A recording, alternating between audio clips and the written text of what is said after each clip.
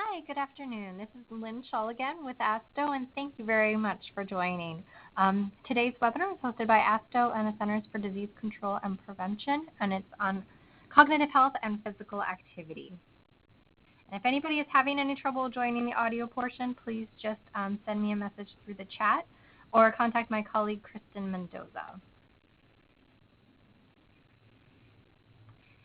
And just so folks know, everybody is on mute this afternoon, but if you have any questions, please don't hesitate to type it into the chat box, and then at the end of at the end of all of the presentations, we'll have an open discussion section where you can continue typing questions through the chat or press *7 to unmute your line and ask your question verbally.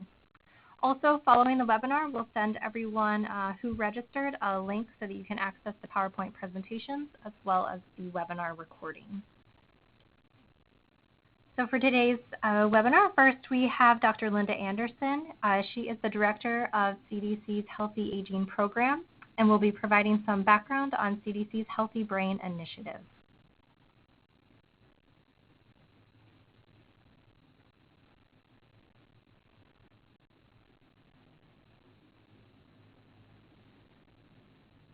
And Dr. Anderson, this is just a reminder to please press *7 to unmute your line. All right, so I'll do a sound check. Can you hear me, Lynn? We can hear you, yep. All right, thank you. So on behalf of CDC's Healthy Aging Program, I want to thank you all for attending the webinar today and send a particular thanks to ASTHO for developing the webinar series. So as Lynn indicated, I want to give a brief update about the CDC's Healthy Brain Initiative. And so as most of you know, the numbers and proportion of older adults in the U.S. is increasing. And we can see from this slide, for those who are 65 and older, beginning in about 2011, where there were 35 million older adults, we're going to see a doubling of that expected to be about 20% of the population, a projected a number of 72 million older adults. And then at the bottom of this slide that we'll see there'll also be a doubling of those 85 and older. And this is important because this is the age that's the most vulnerable to frailty, and there is no time limit to when people can benefit from physical activity. So I'm sure the speakers will talk about that. And then I also wanted to talk about, we see that in terms of the leading causes of death in the United States, this is data from 2010, that in all ages, Alzheimer's disease is the 6th leading cause of death. In those who are 65 and older, it's the 5th leading cause. And there is some recent data from the National Institutes of Aging that documents increased excess in mortality due to Alzheimer's disease. And so probably these our estimates are even higher due to an underreporting of Alzheimer's disease in death certificates. So again, this is a very important issue.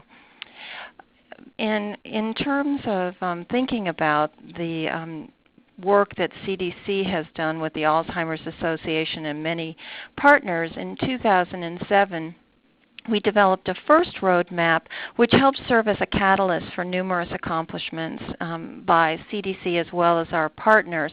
And one of these I wanted to point out is the Healthy People 2020. There's a new topic area on dementias, including Alzheimer's disease, that has 2 objectives.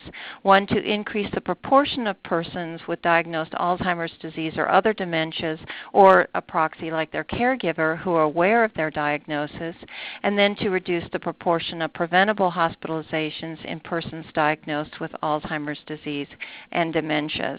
And then there are several cognitive measures also in a new topic area on older adults. And I point this out because I think it's very important when we think of understanding of sort of cognitive health that will be talked about today.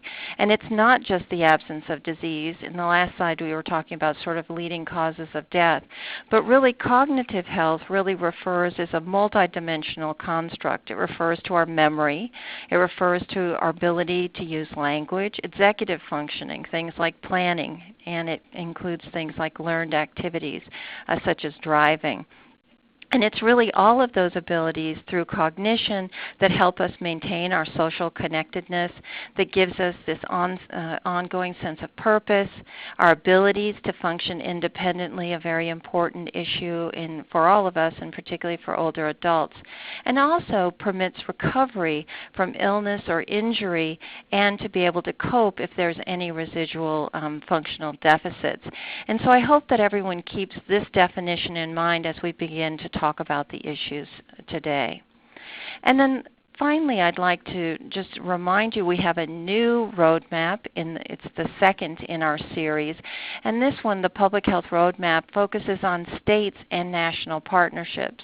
We used a participatory method, including invited over 280 experts who were familiar with this, about half of them from states and local. It includes 35 actions that public health community can do with kind of a focus on the next 3 to 5 years. And we just released it in July of 2014. And so this webinar series is a way to begin to talk about some of those action items. So related to the action items that we'll be thinking about and hearing about today, I just wanted to point out 4 of those.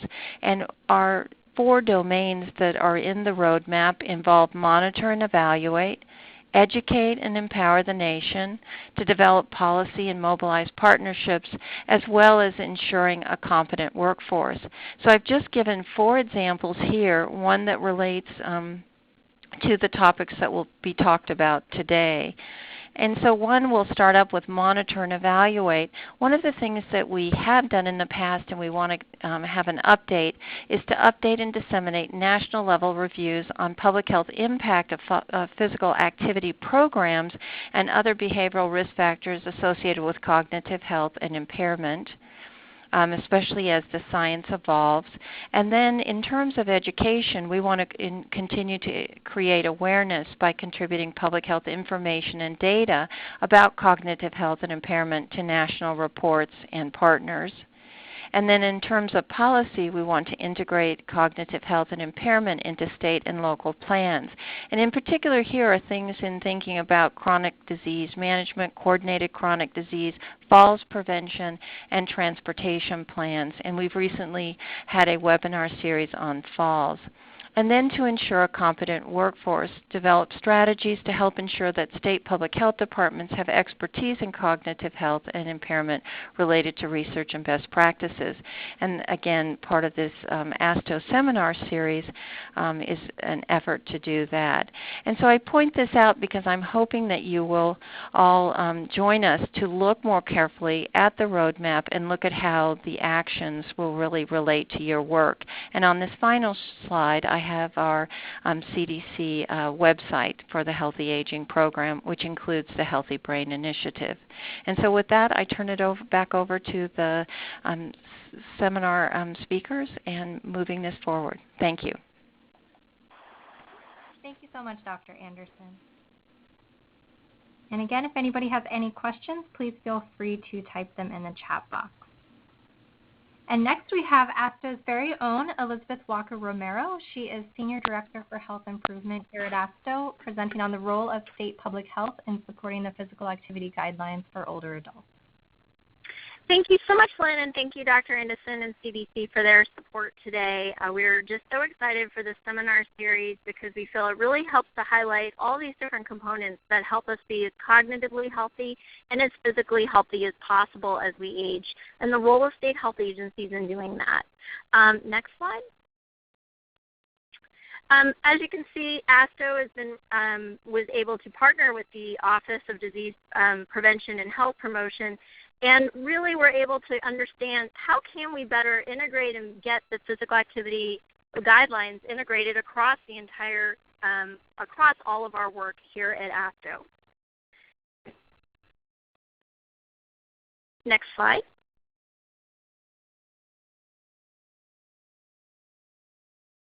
The goals of the project were to document the current uses of the physical activity guidelines across the state health agencies, highlight how the states are using the guidelines, and provide information. Next slide.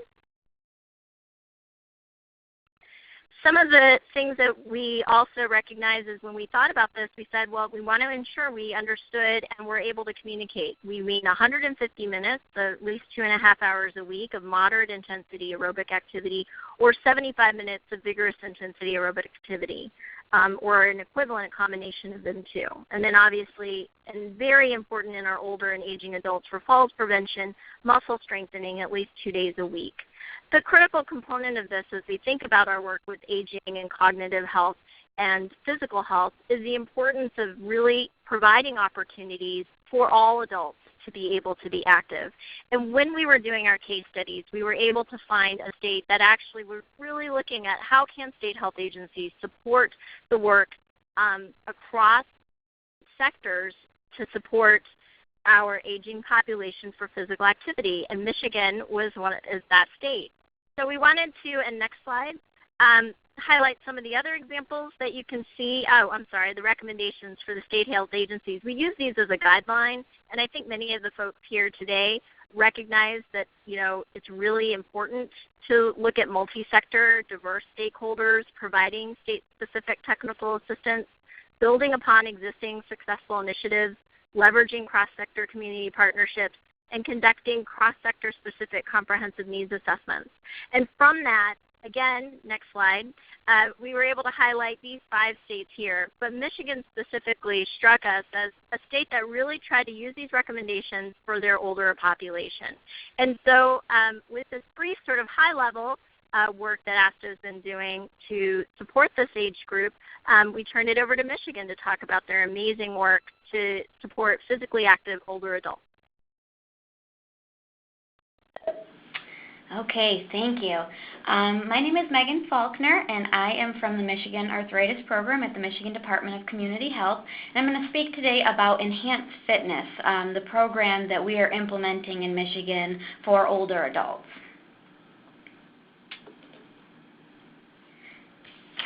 Enhanced Fitness is an evidence-based group physical activity program for older adults, and it's designed specifically to improve functional fitness and well-being. It's been shown effective at helping older adults of all fitness levels become more active and maintain their independence.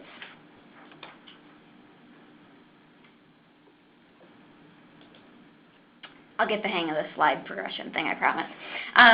The program was developed by Project Enhance of Senior Services. They're a nonprofit in Seattle in partnership with the University of Washington and Group Health Cooperative, which is a nonprofit healthcare system. The classes are 1 hour long. They meet 3 days a week, and they're led by certified instructors. They're relatively low cost. They only require chairs for balance and or seated participation, as well as flexible wrist and ankle weights. Each 1 hour class consists of a warm-up, aerobic strength training, balance and flexibility exercises, and a cool down. And classes typically have less than 25 participants. So the class is designed to be highly adaptable. People from fit to frail can participate together. In terms of the program's evidence base, the class has been proven to increase strength. People who regularly attend class grow stronger, they improve their balance, and they become more limber. The class also boosts activity levels. Even the unfit quickly find themselves able to do the things that they want to do safely and independently, as well as elevate mood. Research has shown that exercise can help prevent depression, and Enhanced Fitness participants say that they feel better both physically and emotionally. And the class is incredibly popular with participants, with 99% saying they would recommend it to a friend. In Michigan, almost 35% of adults older than 65 are not engaged in any leisure time physical activity. So to address this, the Michigan Department of Community Health Arthritis Program partners with multiple community-based organizations to increase physical activity among adults with arthritis, most of whom are older adults. The Arthritis Program saw an opportunity to offer EF as it's low cost, evidence-based, and endorsed by the CDC. So here I have listed an action item from the Brain Health Initiative, M02, and this uses surveillance data to enhance awareness and action in public health programming. In 2007, the arthritis program took action based on this data and partnered with Senior Services and the CDC to host the first ever Enhanced Fitness Master Training to take place outside of Seattle at Senior Services. And this training was attended by representatives from various different community organizations like the YMCAs, some senior centers, and some other community partners and nonprofits. This resulted in a group of Michigan-based EF trainers who would then help build statewide capacity by training new instructors. Following the training, the arthritis program worked with these partner organizations to begin implementing the program in community-based settings. So in terms of what we do now in the arthritis program, we continue to work on supporting and expanding enhanced fitness. In 2012, we began collecting and analyzing enhanced fitness data from all the Michigan sites. This had previously been done at Project Enhance in Seattle, but they were in the midst of transitioning from a paper-based data collection system where class instructors would submit their paper forms to Project Enhance on over to a web-based system where the instructors would need to enter the data themselves. And the arthritis program feared that cost, time, lack of computer access, all those things could be a barrier for instructors to enter their own data.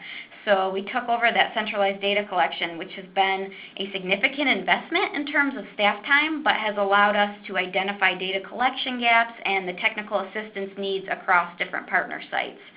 We also host a yearly statewide conference that highlights program fidelity, refresher sessions, as well as informational sessions on working with older adults and people with disabilities. These efforts have helped build a sense of shared identity and purpose among our statewide affiliates. We support marketing efforts by providing a comprehensive listing of available classes online at the Michigan Enhanced Fitness Network Partnership website, and we also provide brochures to partners. Finally, we create and disseminate a biannual newsletter that's sent out to instructors, coordinators, and any other partners or stakeholders who we can get on our list. And under that last bullet, you'll see the action item E02, coordinating national and state efforts to disseminate evidence-based program messages about risk reduction for preserving cognitive health. A little bit of information about the participants in Michigan. During our fiscal year between October 2012 and September 2013, we had over 4,000 participants in the state. 91% of those participants were over the age of 59, with 54% of them actually being between 70 and 89. In terms of race, the breakdown was 52% of the participants were white, 45% Black or African American, and 5% were Hispanic or Latino. And as we see with other evidence-based programs, participants were overwhelmingly female, with 88% being women and 12% being men. So these 4,000 participants were reached throughout 90 classes offered at 76 different sites statewide, and we had 11 partner affiliates putting those classes on. Some of the lessons we learned in building the statewide capacity was that having access to master trainers is key to success in order to sustain the program and ensure that fidelity and quality of the program is met. Different partners require different amounts of support. There's no one-size-fits-all startup package, and whatever support is offered, we found that a memorandum of understanding or other contractual agreement was very important and may increase the likelihood of long-term success and sustainability. I think without that memorandum of understanding, participants found it a little too easy to back out when maybe the program didn't take off right away, and then that was often a serious loss of investment in our time and funding.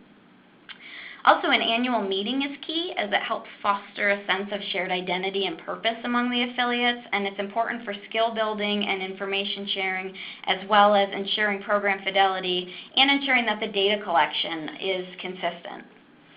That centralized data collection is valuable to us, but it's also valuable for our partners in that it allows us to better monitor how the program is being delivered and offer more specialized technical assistance.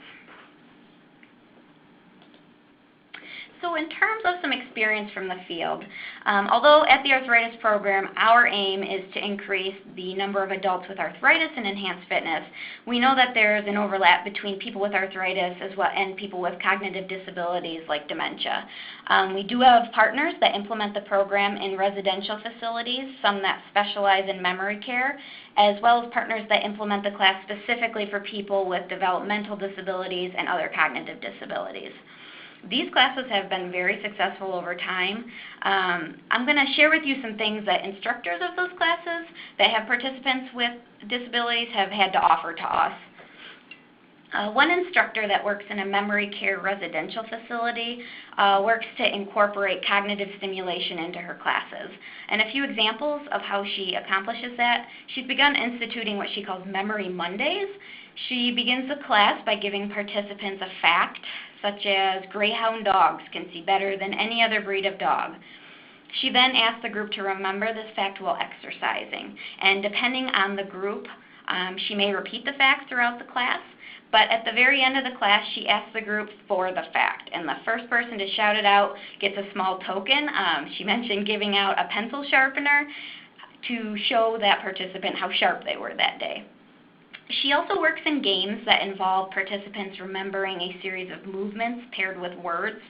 She's found that working in memory care residential facilities, it helps to count the moves or do rhythms with hands while singing a song or using various marches that keep a constant beat.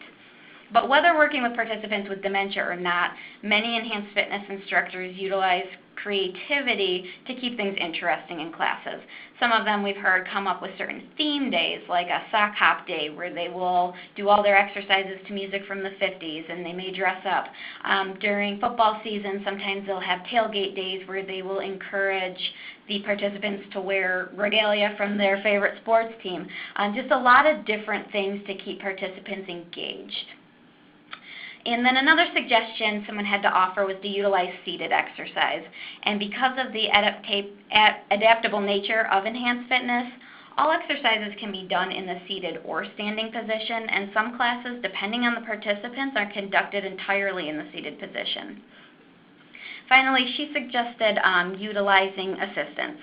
So while most classes have only one instructor, it may be helpful to bring in extra help, utilizing another instructor that may teach nearby. Staff of residential facilities have also been very helpful, and especially utilizing other caregivers.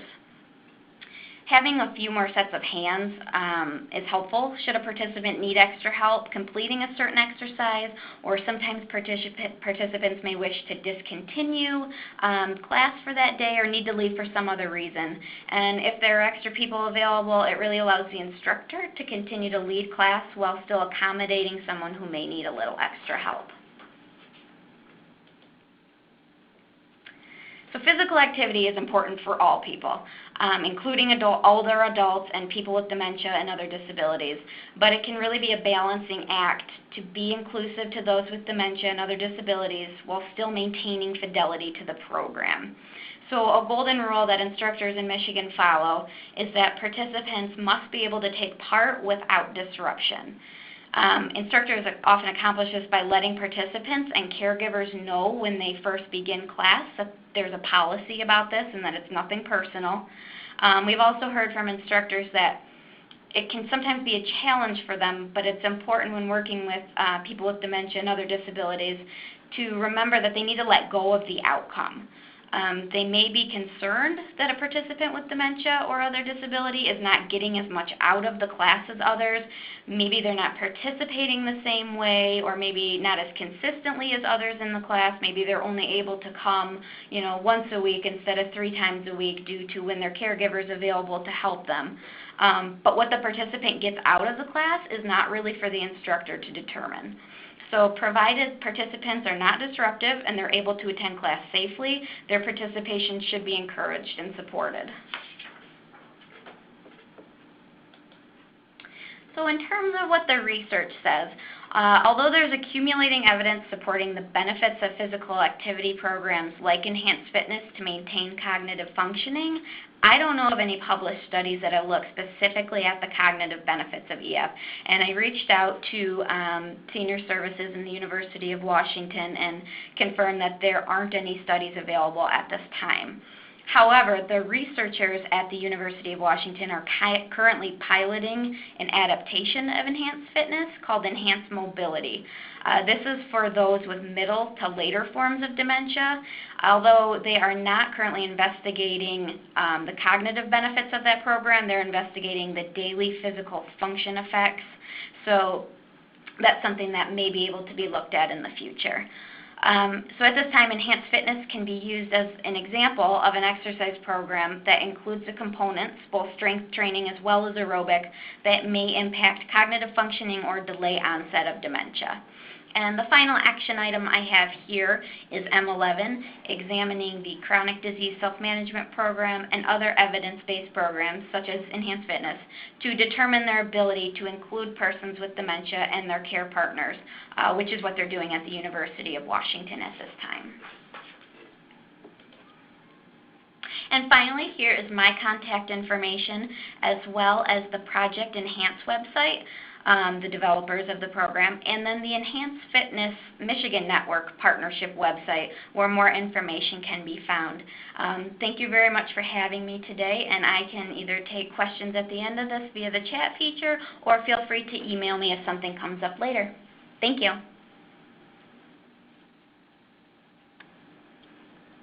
Great. Thank you so much, Megan.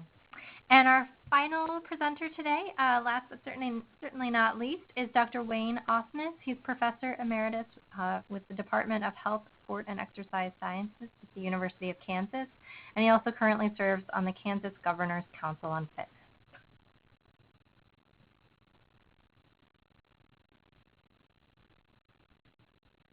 And Dr. Osnes, it's just a reminder to please press *7 to unmute your line. There we go. Can you hear me now?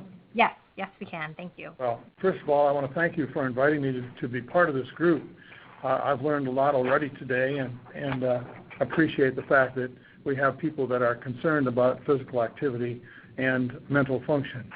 My presentation is going to relate to a community program that we have here in the state of Kansas, and specifically Lawrence, Kansas, that we have been doing for probably 20 years, and hopefully maybe 20 more. But the point is that many of the programs that we are experiencing now are programs that are about a year or two, and they have very little sustainability. The program that we are working on conducting here in Lawrence was started with a grant from the Kansas Health Foundation over 20 years ago. And the grant allowed for 70 cities to set up programs relating to lifestyle management. And the grant then also included money to train people from these 70 cities to provide programs in nutrition and in exercise. And I don't know how many of those are still going, but the university, but we have the program here still in place. And so that certainly is an indication of good sustainability. The programs were designed to work with people over 60 years to develop and maintain healthy lifestyles and to maintain physical and mental functions, and to help the participants remain independent and functional for a longer period of time. Now, this doesn't relate directly to mental function, but as we look at the research, which is rather sparse, as indicated earlier, we find that most of the research relating to mental function is observational research as opposed to data research, so it's very difficult to draw conclusions. But the point is that it's very clear that exercise is important for maintaining physical and mental function. And so based on that, part of our program is based on the exercise and physical activity, and the other on nutrition. Our program is called PATH, P-A-T-H, which stands for Personal Action to Health. And I think that name is a good indicator of what we're attempting to do. If we have someone who is paid to run a program, we know that it's going to have a given length of life. If we, however, train the individuals to do the programs themselves, then and make good decisions about their lifestyle, we have a better chance of sustainability. And all this is based on the fact that our Surgeon General for the last 10 years has indicated the importance of prevention, and the fact that 53% of our illnesses today are self-imposed. In other words, we're making bad decisions about our lifestyle. But the point is, the average individual over 60 years has very little to go on to make good decisions, either about the nutrition or about their exercise. And we know that as we increase in age, we find that if the exercise is too vigorous, we can create problems. If it's not vigorous enough, it is meaningless. And so we have to hit that fraction that is helpful to those people who are involved. And that takes some background. A lot of that, however, comes from individual decisions that are made every day. Now, we have here on our slide the PATH program and the components of that program.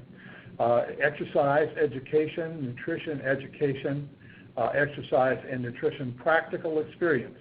Now, these are very specific in that the exercise education and nutrition education is very important, because we have found that older individuals will be involved in a program, but unless they understand why they're involved in the program and the physiological and physical good that is coming from that program is very important to them.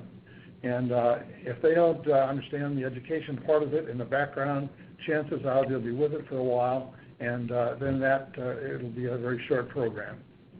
So, and the exercise and nutrition practical experience has to be one that those involved enjoy. If it isn't something that you enjoy, it isn't going to happen. For example, as we talk about the beginning of an exercise program, which is walking around the block. Well, if walking around the block is all we're doing, chances are we're not going to do it very long. But as we're walking around the block, if we're looking at the flowers, if we're looking at the trees that are beginning to show leaves, if we pay attention to the things that are going on in our neighborhood, then everything changes. It's important that it isn't just the walking that's important, but the fact that we enjoy the exercise. And if we do that, then chances are we're going to stay with it. And so it's a combination of education and positive practical experience. Now, the program outcomes are many, but today we want to talk about the relationship between the exercise and mental function.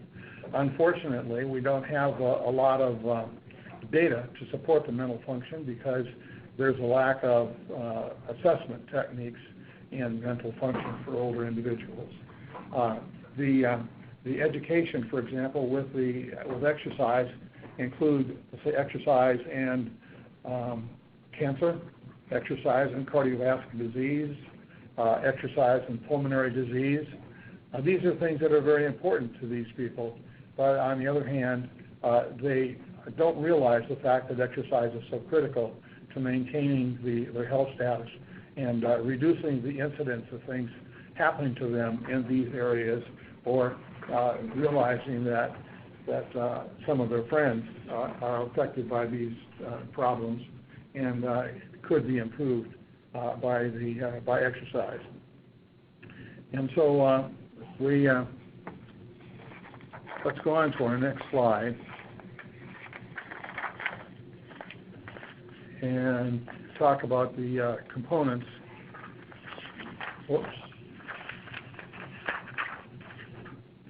about the objectives of the program. Well, we're still with components. There we go. Okay, here we go. We got it. So as I indicated earlier, we are trying to help the individual provide the information they need to make good decisions about their lifestyle, provide positive experience for the participants to implement that lifestyle. Now, just as an example, our programs we started with 8 weeks, and we're now down to 6 weeks. And so that means we have 6 lectures, and we have 6 examples of preparing food for a positive lifestyle. And so the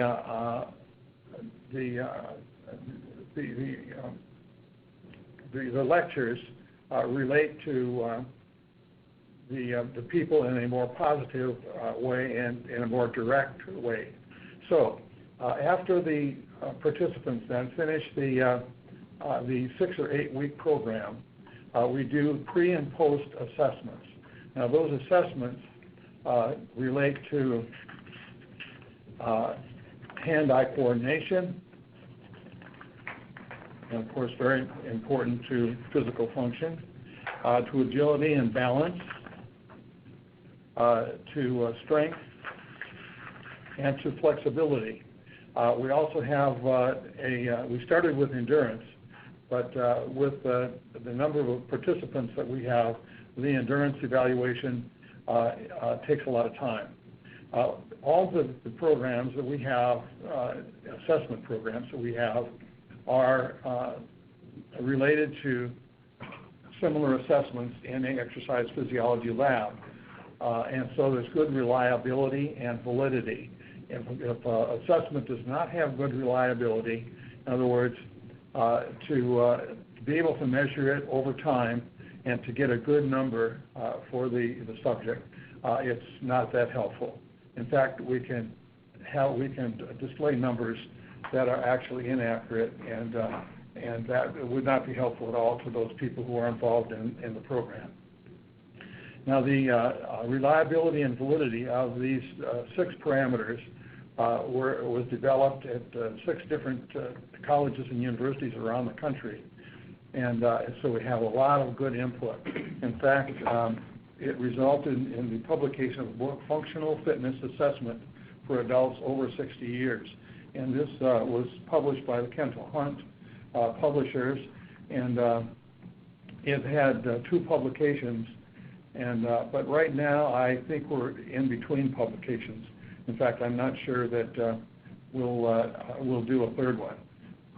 Actually, it doesn't make any difference because the parameters that we're looking at now and the procedures we use to get numbers for those parameters are something that is somewhat ageless, and so we can use it for a long period of time.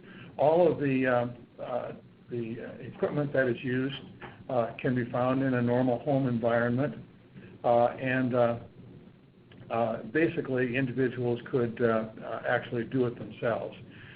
Then also included in this are the norms, the 1st, 2nd, 3rd quartile, 4th quartiles that will tell an individual how they relate to other people their age and sex. And we have a computer program that will accept data from a given individual, compare that to about 12,000 other individuals who have taken this test in the past, and provide a printout. And the printout is in a linear form, and it gives the individual a percentile. In other words, in flexibility, are they in the 8th percentile or are they in the 98th percentile compared to other people their age and sex? And so this has been very critical for us and very meaningful for those who are involved in the program. Now, once the person is involved in the program for the 6 or 8 weeks, then they are invited to what we call the graduate program. We hold the initial program in one of our Parks and Recreation buildings in Lawrence, and then in our graduate programs we have 2 churches that allow us to use their activity rooms. And these programs are run by graduates of our program, so it's these people have been involved in the program and involved as participants, and then have graduated to the point where they are then the leaders of the program. And why this is important is because our budget here is relatively zero. All of the people who are involved with the program are volunteers, and so the program, the people themselves are running the program after the initial instructional program. And so this is really critical, and one of the reasons for the sustainability.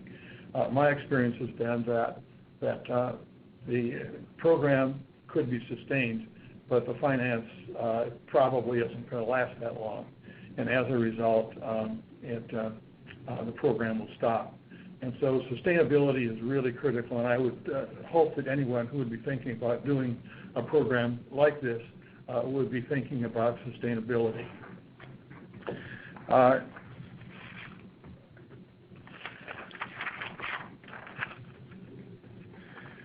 The other thing that I want to reemphasize here is to provide a positive experience for the participants to implement that lifestyle.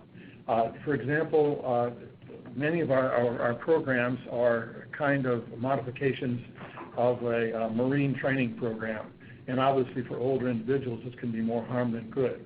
And so the experience has to be something that is reasonably easy for the participants to do, that they can sustain over a long period of time, and that they can implement into their lifestyle. And very seldom would this be done if the experience they had was a negative one. So as I said, we've been doing this now for 20 years, and it's been very good for us. And but I think some of the things that are involved in the program have determined why we're able to do it for 20 years. And so I would suggest that other people give some thought to setting up a program that is self-sustainable and teaching the participants what they need to know so they can then pass on this information to their peers, and the program will continue as a result of that. So I too, I don't have an address here on my slides, but I'll give you my email address. It's wosnes@ku.edu. So please drop me a note, and we can talk about some of these issues, and I can provide you with some more information if you'd like. So thank you very much for listening.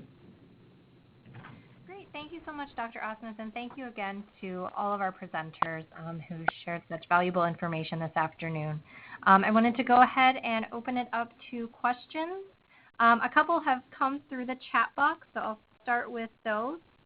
One question was, how might employers with workers over 60 be a part of implementing enhanced fitness or PASS? Megan, I didn't know if you wanted to start, and then we'll turn it over to Dr. Osnes. Sure. Can you hear me? Yes. Okay, good. We actually have one of our area agencies on aging in the state. They've just started up a class in-house that is for some of their employees or members of the public as well, and that seems to be going really well. I think enhanced fitness lends itself to work sites very well, as it's set days and times, and at an hour at a time, it's easy to fit in over the lunch break, they're finding. And I think as the workforce in general becomes an older population, that there are a lot of opportunities here.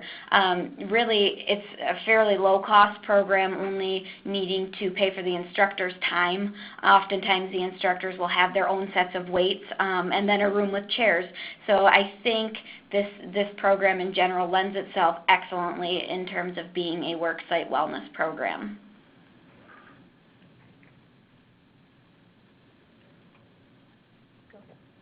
I think a lot of the wellness worksite programs that I'm aware of use walking or speed walking or maybe even jogging. But I think walking is best. this is another indication that you don't have to have necessarily athletic clothes to wear. It can be done within a break in the afternoon. It can be done over the lunch hour and is relatively safe to do. And so it seems to me like that would be probably the best thing to do at the work site. Okay, and we had another question through chat. Have either of the programs featured been supported by SNAP Ed funds? I'll go ahead and discuss that with Enhanced Fitness. Not as far as I'm aware. There's a lot of grant-funded programs out there, and then also we're seeing some health plans actually step up and support the program and the instructor's time and offer it to members of their health plans. So that's really the main ways that workshops classes are funded, but I don't know of any SNAP Ed funded classes.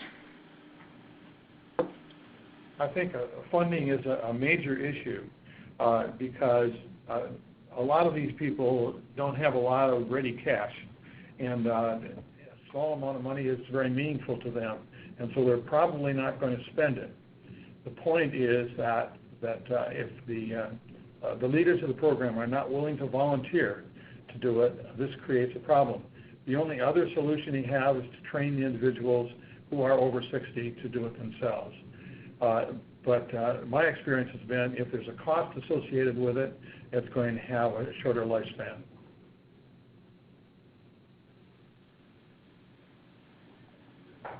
Thank you both. And that was it with questions through our chat box. Does anybody have any questions they'd like to ask verbally? Just press *7 to unmute your line. Or you can add questions now through the chat box.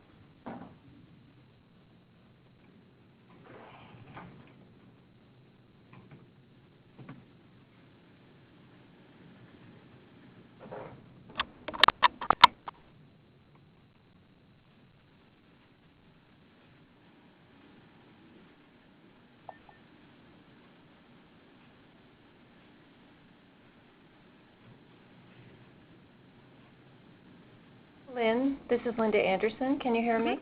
Yes. I just wanted to, and Lynn will send this out to everyone, but know that we did a review of physical activity programs in 2011. It was published, and a number of my colleagues, particularly those in the Division of Nutrition and Physical Activity. And what we found was that although there's a lot of observational studies, and I think both speakers mentioned this, that related to physical activity being positively associated with cognitive outcomes, what we found was that when people are structuring these programs, one, that they haven't really given a consideration to how much exercise, and many of them are very short term.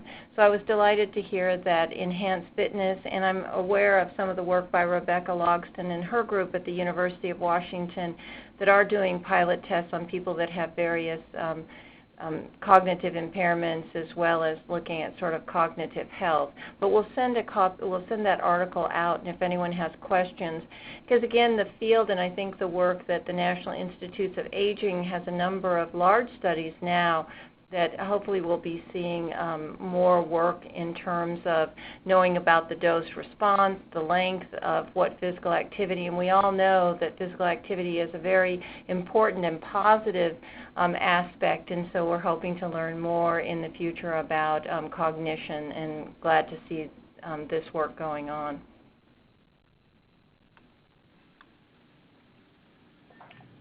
I think a very important aspect of this is the fact that we have a good assessment.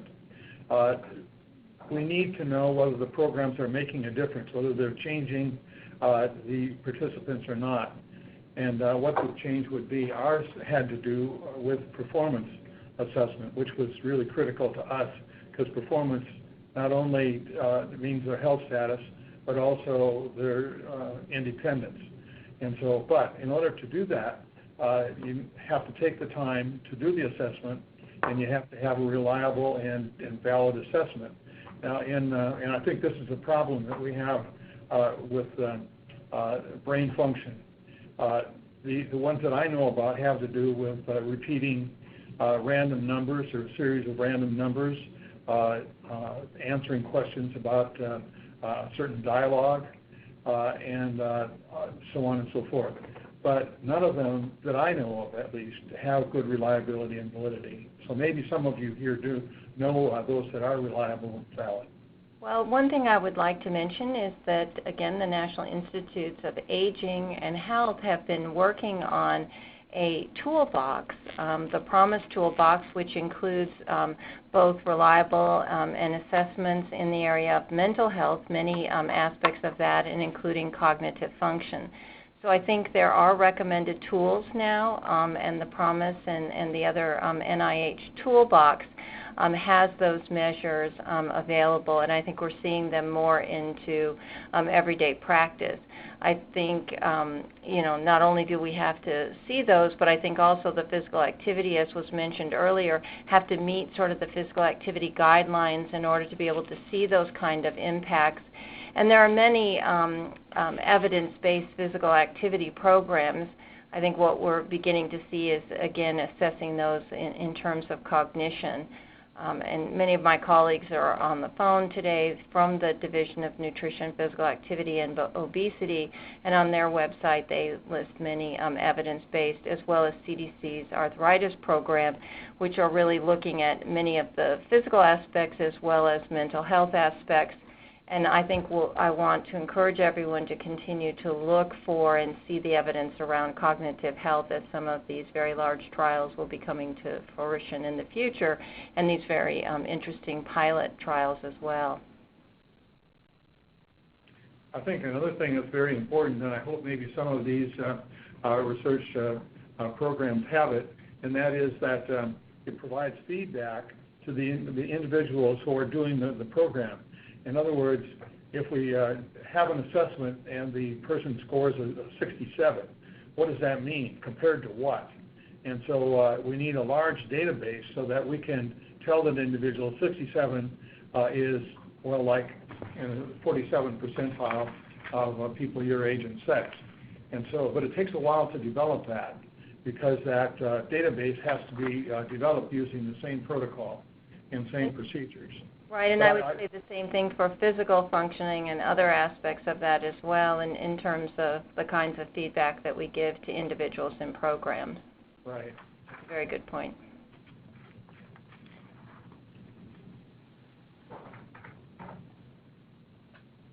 We have just a few minutes left. Does anybody on the line have any questions they'd like to ask now while we have the presenters here? Okay, well, if not, just a few closing comments. Once you close the Ready Talk box, you'll be taken to a survey evaluation. So please take the time to complete that so that we can continue to improve our webinars. And also, if you have any questions, you can ask them there. And you can also feel free to contact me through email or phone if you have any questions, and I can get in touch with the presenter, most likely to know the answer to that question if I can't answer it for you. And then coming up next in May, on May 27th at 2 p.m. Eastern Time, we will have the next webinar in our Healthy Aging and Cognitive Health webinar series. It will be on program and policy considerations for supporting caregivers of persons with dementia and other of Alzheimer's and other dementia. So please mark your calendars now, and we'll be sending out the formal invitation in the next couple weeks. And, of course, please feel free to visit ASTHO's website. We have all of our past recordings posted up there, as well as notices for our future recordings. So thank you again, everyone, for attending, and please don't hesitate to contact me with any further questions. Have a wonderful afternoon.